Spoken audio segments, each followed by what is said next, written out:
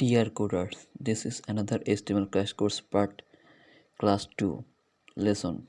We can learn basic HTML structure, first h1 tag, then p tag. H1 tag, it is a heading tag, most important for SEO. Then we use p tag because this is paragraph tag. We can describe our content, what is it. So now let's start h1 tag and p tag.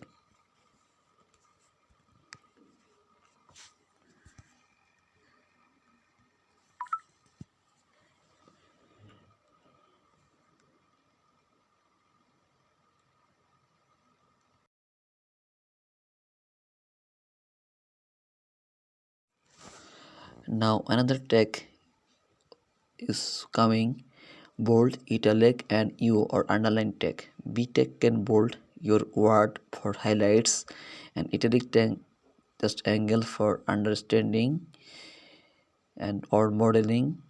U for underline below the text. So there is a difference between P tag, italic tag or U tag.